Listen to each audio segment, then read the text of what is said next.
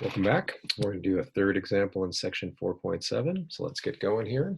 So the example is to find a point on the graph of the square root function that is nearest or closest to the point 3 comma 0. It's a point on the x-axis. All right, so that's the statement of the problem. Let's look at a graph to see if we can understand what's going on. I'm going to switch screens here over to notebook that I've got where I can show you some dynamics. So here I've got, you're looking at a graph of the square root function. So it's that bent green curve. Its domain is 0 to infinity, so it's just graphed for positive x's. I've got the point 3 marked on the x-axis here, or if you like 3 comma 0, if you want to write it as a point. So it's 3 units from the origin.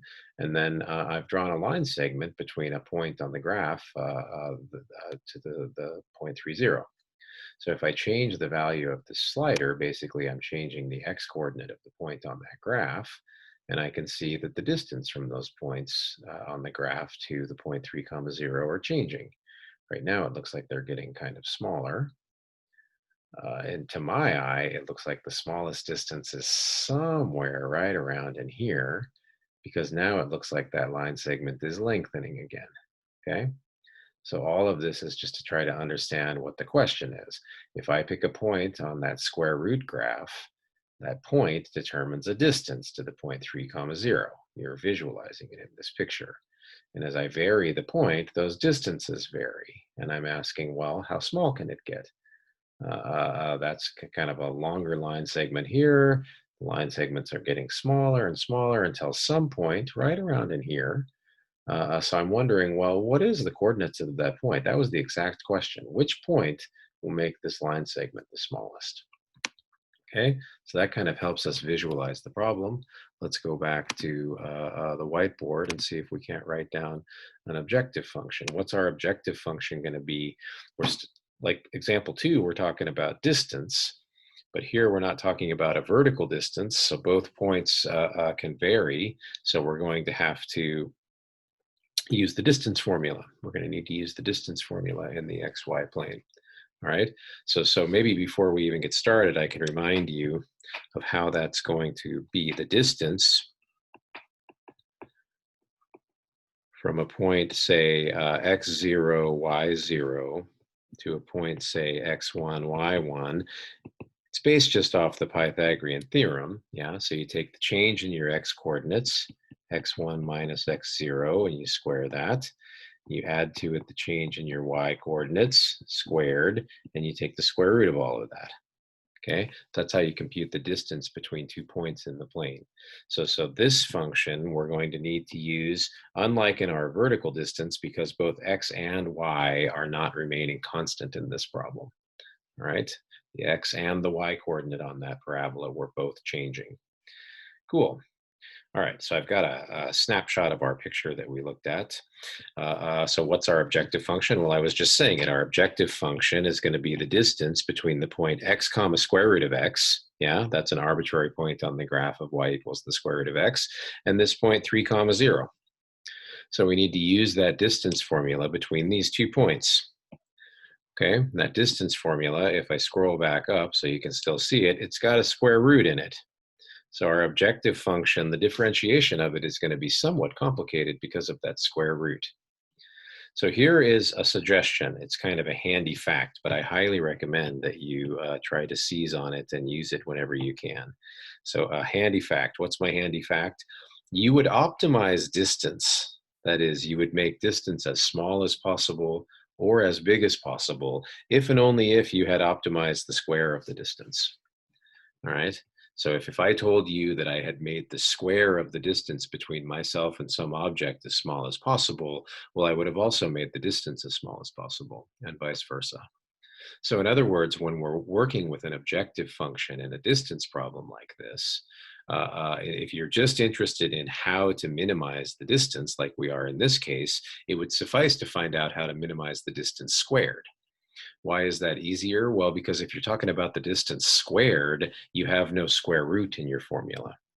I'm scrolling a lot, but if I go back up here, if I look at the distance squared, well, when you square a square root, you just get rid of it. So the distance squared is a much simpler algebraic expression because there's no square root.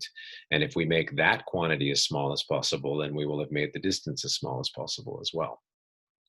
Okay, so that's how I'm going to proceed. So our objective function that we're going to look at here, I'm calling it f of x. It's just kind of a generic name.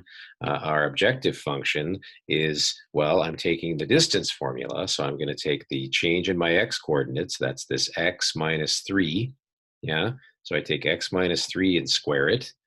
And then I have to take the change in the y coordinates. Well, the y coordinates are square root of x and 0. So I take the square root of x minus 0 and square it. Okay? No square root because I'm writing down the distance squared. F of x is not the distance, it's the square of the distance. That's what that function represents.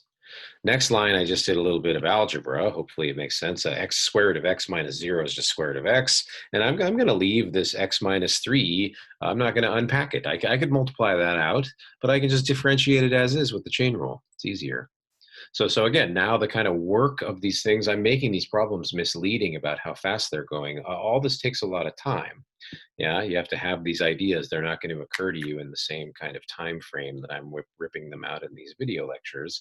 But once you're here, the problem process is kind of downhill. We've got an objective function. Okay, it's this quadratic thing. I know its domain, so I want to optimize it. What do? I take its derivative. So scrolling down a little bit, I'll just show you everything at once here. Take the derivative of that function. Chain rule, derivative of x minus 3 quantity squared is 2x minus 3 times 1. Yeah, the inside function has derivative 1, so I didn't write it. Plus the derivative of x is 1. You can check that that multiplies out to be 2x minus 5. 2x minus 5 is defined for all values of x, so the only critical points are good critical points. I set that derivative equal to 0. It has one solution, 5 halves. So I mark 5 halves on my sign diagram for f prime and filled in the signs. Okay? What's that sign diagram telling us? It's telling us that our function was decreasing and then increasing. We saw that in the animation. As x came from 0, those line segments got shorter for a while and they started getting longer. Yeah, where did it turn around? At x equals 5 halves. That's where the derivative was equal to 0. All right, so this tells us that we have a local. It's the only critical point, so hence global minimum at x equals 5 halves. And then I just want to be a good math student and answer the actual question that was asked. So the actual question that was asked, let me just scroll back up real quick. It was to find the point on the graph where the distance is minimum, okay, where the nearest point. So I don't want to answer that question by saying x equals 5 halves, because that's not a point on the graph, that's the x coordinate. So here's my nice answer written in the form of a complete sentence. The point on the graph of y equals the square root of x that's nearest the point 30 is the point 5 halves comma the square root of 5 halves. All right, so that's the answer to the question. Okay, thanks for listening.